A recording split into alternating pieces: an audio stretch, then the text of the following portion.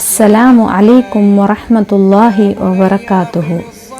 റബ്ബി ഇശ്റഹ് ലി സ്വദ്രി വയസ്സിർ ലി അംരി വഹ്ലുൽ ഉഖ്ദതം മിൻ ലിസാനി യഫ്ഖഹു ഖൗലി. റബ്ബി സിദ്നി ഇൽമ റബ്ബി സിദ്നി ഇൽമ റബ്ബി സിദ്നി ഇൽമ. ആമീൻ. ഞാനിന്ന് തൗബാനെ കുറിച്ച് കുറച്ച് കാര്യം പറയാൻ ഉദ്ദേശിക്കുന്നു. തൗബ എന്ന് പറഞ്ഞാൽ അള്ളാഹുവിലേക്ക് ഖേദിച്ചു മടങ്ങലാണ്. പ്രത്യേക മനുഷ്യനിൽ നിന്നും തെറ്റ് സംഭവിക്കുന്നു, പക്ഷേ അതിലേക്ക് തൗബയുണ്ട്. ആ തൗബ ചെയ്ത് അള്ളാഹുവിലേക്ക് മടങ്ങുമ്പോൾ അതിൽ 3 കാര്യം ആവശ്യമാണ്. ഒന്നാമത്തേത് അതിൽ നല്ല ഹൃദയം കൊണ്ട് പശ്ചാത്താപിക്കലാണ്. റസൂൽ സ്വല്ലല്ലാഹു അലൈഹി വസല്ലമ തങ്ങൾ പറയുന്നു, അന്നദുമു തൗബ, നദാമത്തി തൗബയാണ്, അതായത് പശ്ചാത്താപം അത് തൗബയാണ്. രണ്ടാമത്തേത് തൗബ ചെയ്യുമ്പോൾ മനസ്സിൽ ഉറപ്പ് വരുത്തുക, ഇനി മുതൽ ഞാൻ ഈ തെറ്റ് ചെയ്യൂല, ഞാൻ ഇനി ഈ തെറ്റിൽ നിന്ന് ദൂരം നിൽക്കും. മൂന്നാമത്തേത് കൽബിൽ തെറ്റിനെ കുറിച്ച് ഒരു വെറുപ്പ് ഉണ്ടാവാം. ഈ തെറ്റ് കാരണം കൊണ്ട് അള്ളാഹുവിൻ്റെ കോപം എൻ്റെ മുകളിൽ ഉണ്ടായി, അള്ളാഹ് എന്നോട് ദേഷ്യം വന്നു എന്ന് മനസ്സിലുണ്ടാവാം. ഈ 3 കാര്യം തൗബയിൽ ആവശ്യമാണ്.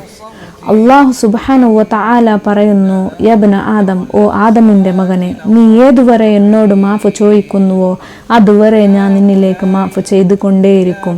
നീ എത്ര വേണമെങ്കിലും ദുൽമ ചെയ്തിട്ട് വാ, ഇടി ആകായ ഭൂമിൻ്റെ അത്ര വേണമെങ്കിലും നീ തെറ്റ് ചെയ്തിട്ട് വാ, വല ഉബാലി, എനിക്കത് ഒരു വിഷയമേ അല്ല, ഞാൻ നിനക്ക് മാഫ് ചെയ്യാം. നീ നേരായ പശ്ചാത്താപം കൊണ്ട് എന്നിലേക്ക് തിരിച്ചു വാ, ഞാൻ നിനക്ക് മാഫ് ചെയ്യാം. വല ഉബാലി, ഐ ഡോണ്ട് കെയർ, എനിക്കത് ഒരു വിഷയമേ അല്ല എന്ന് അള്ളാഹു സുബ്ഹാനഹു വ തആല പറയുന്നു. അള്ളാഹു കാരുണ്യനാണ്. നാം പ്രതി ദിവസം പ്രതി ഒരു കാര്യം ചെയ്യുമ്പോൾ നാം പറഞ്ഞു കൊണ്ടേയിരിക്കുന്നു, ബിസ്മില്ലാഹിർ റഹ്മാനിർ റഹീം, അവൻ റഹ്മാനും റഹീമുമാണ്.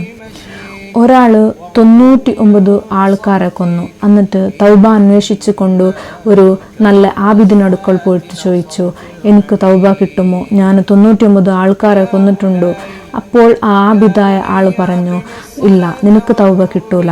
അപ്പോൾ അയാളെയും കൊന്നു. അങ്ങനെ 100 പേരെ അയാൾ കൊന്നു. പിന്നീട് അയാൾ ഒരു ആലിമിനെ അന്വേഷിച്ചു കൊണ്ടുപോയി, എനിക്ക് തൗബ കിട്ടുമോ, ഞാനിങ്ങനെ 100 പേരെ കൊന്നിട്ട് വന്നിട്ടുണ്ട്. അപ്പോൾ അയാൾ പറഞ്ഞു, നിനക്ക് തൗബയുണ്ട്, പക്ഷേ ഒരു കണ്ടീഷനുണ്ട്, നീ ഈ നാട് വിട്ടു പോകണം, നീ ഈ നാട് വിട്ട് കാണുന്ന ആ നാട്ടിലേക്ക് നീ പോകണം. എന്നു പറഞ്ഞാൽ ഇവിടെ ഉള്ളവർ എല്ലാവരും വെറും ബെടക്ക ആൾക്കാരാണ്, അവിടെ നിങ്ങൾക്ക് പോയാൽ നല്ല ആൾക്കാർ കിട്ടും, അതുകൊണ്ട് നീ ഈ നാട് വിട്ട് ആ നാട്ടിലേക്ക് പോകണം. അയാൾ അപ്പോൾ തന്നെ ആ നാട് വിട്ടു പോകാൻ തയ്യാറായി, എനിക്ക് തൗബ കിട്ടിയാൽ മതി എന്ന ഉദ്ദേശത്തിൽ.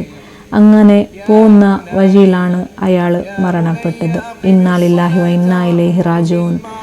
അങ്ങനെ അയാൾ റൂഹിനെ കൊണ്ടുപോകാൻ 2 മലായിക്കകൾ വന്നു, ജഹന്നമിൻ്റെയും ജന്നത്തിൻ്റെയും.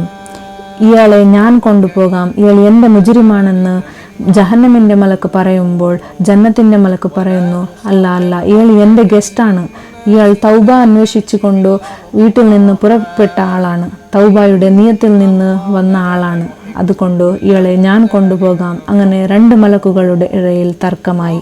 അങ്ങനെ അള്ളാഹു സുബ്ഹാനഹു വ തആല 3ാമത്തെ മലക്കിനെ അയച്ചു.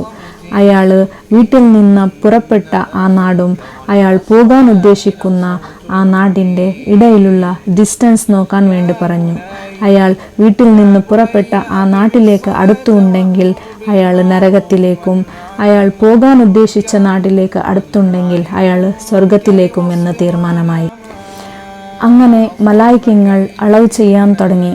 അപ്പോൾ അള്ളാഹു സുബ്ഹാനഹു വ തആല എന്താക്കി, ഇയാളെ വീട്ടിൽ നിന്നുള്ള അളവിനെ കൂട്ടുകയും ഇയാൾ പുറപ്പെട്ട നാടിൻ്റെ അളവിനെ ചുരുക്കുകയും ചെയ്തു. അങ്ങനെ അയാൾ തൗബ അന്വേഷിച്ചു കൊണ്ടുപോകാൻ ഉദ്ദേശിച്ച നാട്ടിലേക്ക് അടുത്തുള്ളവനാണെന്ന് തീരുമാനമായി. അയാൾ ജന്നത്തിയായി. ഇതാണ് അള്ളാഹുവിൻ്റെ കാരുണ്യം. ചെയ്തു പോയ തെറ്റിൻ്റെ പശ്ചാത്താപം മനസ്സിലുണ്ടെങ്കിൽ മതി, അള്ളാഹുവിനോട് മാഫ് ചോദിച്ചാൽ അവൻ പൊറുക്കുന്നവനാണ്. അള്ളാഹു നമ്മളെല്ലാവരെയും ആ കൂട്ടത്തിൽ പെടുത്തട്ട്. വാഖിർ ദഅവാനാ അൽഹംദുലില്ലാഹി റബ്ബിൽ ആലമീൻ. അസ്സലാമു അലൈക്കും വറഹ്മത്തുള്ളാഹി വബറകാതുഹു.